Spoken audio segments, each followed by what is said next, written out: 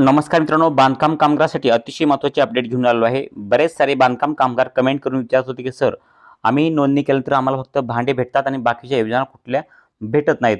आम्हाला कोणकोणत्या योजना भेटतात नक्की थोडक्यात सांगा. तर या ठिकाणी आजच्या व्हिडिओत तुम्हाला ते सांगणार आहे की बांधकाम कामगारांना नोंदणी केल्यानंतर नुसते भांडे भेटत नाहीत. या ठिकाणी पहा, भांडे तर भेटतातच, परंतु भांड्यामध्ये 3 प्रकार आहेत.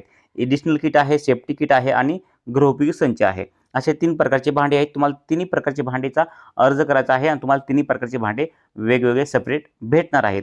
ह्याची संपूर्ण तुम्हाला पुढे माहिती सांगणार आहे. परंतु अद्याप आणखीन पहा, नोंदणी केल्यानंतर तुम्हाला नुसते भांडे, सेफ्टी किट आणि एडिशनल किट भेटत नाही आहे. तुम्हाला लाखो रुपयाचा फायदा होतोय बांधकाम कामगाराच्या मुलांसाठी, शिक्षणासाठी, बांधकाम कामगाराच्या लग्नासाठी. बांधकाम कामगाराचं लग्न झाल्यानंतर जर बांधकाम कामगाराची पत्नीची जर या ठिकाणी प्रसूती झाली तर त्यांना पण त्या 15,000 ते 20,000 रुपयाचा फायदा होतो.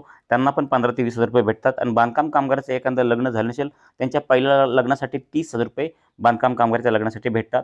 असे भरपूर योजना आहेत. तुम्हाला संपूर्ण लाईव्ह दाखवणार आहे आणि त्यासाठी पात्रता काय लागते, कागदपत्रे कोणकोणती लागतात, संपूर्ण ए टू झेड माहिती ह्या व्हिडिओमध्ये सांगणार आहे. अगदी 5 मिनिटं वेळ द्या, तुम्हाला 5 मिनिटामध्ये संपूर्ण योजना सांगणार आहे आणि 5 मिनिटामध्ये तुम्हाला लाखो रुपयाचा फायदा पण होऊ शकतो. कारण की तुम्हाला कदाचित त्यातली एखादी चूक जर झाली, तुम्हाला माहिती जर नसल्या योजना आणि तुम्हाला योजनेसाठी अप्लाय कसं करायचं आहे हे जर माहीत नसेल आणि योजनेसाठी कोणकोणते कागदपत्र लागतात ते पण माहीत नसेल, तर हे संपूर्ण थोडक्यात सांगण्याचा प्रयत्न करतो मी. तुम्हाला माहिती झाली तर तुम्ही डायरेक्ट घरी बसून पण ऑनलाईन तुम्ही फॉर्म भरू शकतात तुमच्या मोबाईलच्या माध्यमातून. तर लाईव्ह हा व्हिडिओ संपूर्ण पहा. आपल्या चॅनलला तुम्ही जर सबस्क्राईब केलं नसेल तर चॅनलला सबस्क्राईब करा, कारण की बांधकाम कामगाराच्या नवनवीन योजनेविषयी माहिती आपल्या चॅनलवरती सर्वात अगोदर तुम्हाला भेटत असते. त्यामुळे आपल्या चॅनलला सबस्क्राईब करा, पेजला फॉलो करा आणि व्हिडिओला लाईक करा. तर चला मित्रांनो, उशीर न करता डायरेक्ट व्हिडिओला सुरू करूयात आणि बांधकाम कामगारांना कोणकोणत्या योजनेचा लाभ भेटतोय आपण बघूयात. तर या ठिकाणी पहा, पहिल्यांदा आपण बघूयात की बांधकाम कामगाराच्या जे सामाजिक सुरक्षा योजना आहे त्या योजना बघूयात. तर या ठिकाणी पाहू शकता सामाजिक सुरक्षा योजना कोणकोणत्या ते आपण पाहूयात.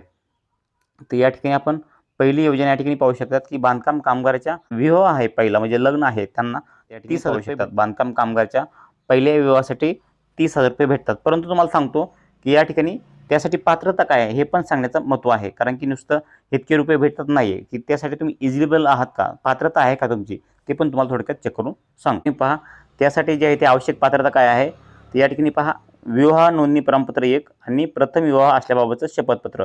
हे तुम्हाला 2 कागदपत्र असले तर तुम्हाला ह्या योजनेचा लाभ भेटला जातो. आणि त्यानंतर या ठिकाणी पहा, आणखीन काही योजना आहेत थोडक्यात तुम्हाला सांगतो की प्रधानमंत्री जीवन ज्योती विमा योजना, त्यानंतर प्रधानमंत्री सुरक्षा विमा योजना, पूर्व शिक्षण ओळख प्रशिक्षण योजना, अशा योजना आहेत. त्यानंतर महत्त्वाची योजना जी आहे ती बांधकाम कामगाराच्या मुलांसाठी शैक्षणिक योजना आहे. आता ही शैक्षणिक योजना बांधकाम कामगाराच्या या ठिकाणी पहा 2 मुलांसाठी भेटते, परंतु कोणत्या 2 मुलांना भेटते थोडक्यात पहा.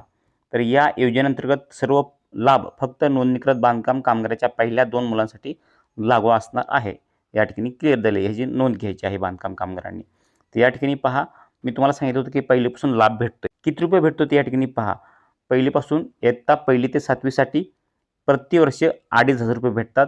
त्यानंतर तसेच इयत्ता 8वी ते 10वी त्या विद्यार्थ्यांसाठी प्रतिवर्ष 5,000 रुपये भेटतात. आता ह्यासाठी तुम्हाला बांधकाम कामगारांना या ठिकाणी पहा, जी मुलं आहेत शाळेत जातात त्यांची उपस्थिती किती 75% किंवा त्यापेक्षा जास्त असणं आवश्यक आहे. तर ह्यांना हे प्रतिवर्षी 2,500 रुपये भेटणार आहेत 1ली ते 7वी मुलांना, आणि 8वी ते 10वी पर्यंत 5,000 रुपये भेटणार आहेत. तसेच पुढं पहा, या ठिकाणी साईडला इयत्ता 10वी व 12वीमध्ये किमान 50 किंवा अधिक गुण प्राप्त झाल्यास, या ठिकाणी पहा इयत्ता 10वी 12वीमध्ये किमान 50 किंवा त्यापेक्षा अधिक गुण प्राप्त झाल्यास त्या मुलांना जे आहे ते 10,000 रुपये भेटतात. 10वी 12वीमध्ये असलेल्या मुलांना. तर त्याचा अर्ज कसा करायचा ते पण सांगतो, परंतु या ठिकाणी पहा पुढं तुम्हाला काही माहिती देतो, ती पण माहिती घेण्याचा प्रयत्न करा. तर या ठिकाणी पहा, इयत्ता 11वी व 12वीच्या शिक्षणासाठी प्रति शैक्षणिक वर्ष 10,000 रुपये भेटतात.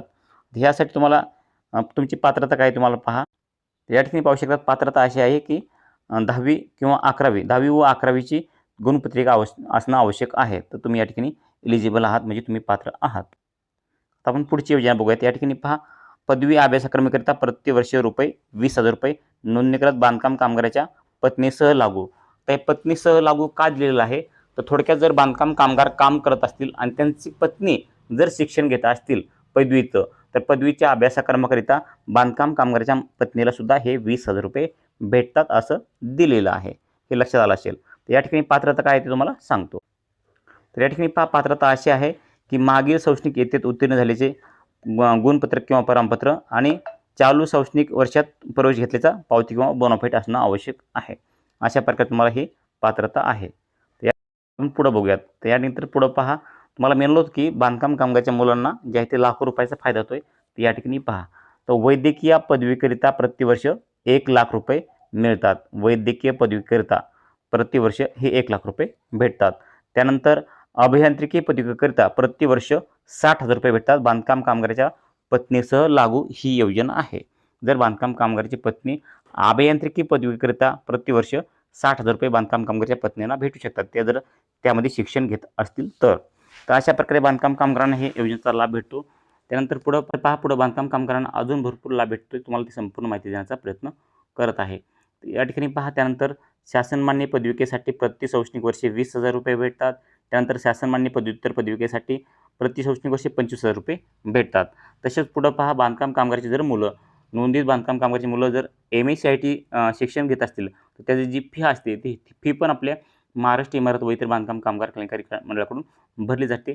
परंतु त्यासाठी जे आहे तुमचं प्रमाणपत्र आवश्यक आहे आणि त्याची जी शुल्क पावती आहे, शुल्क पावती म्हणजे फी पावती, ती त्या ठिकाणी जमा करणं गरजेचं आहे आपल्या ऑफिसला.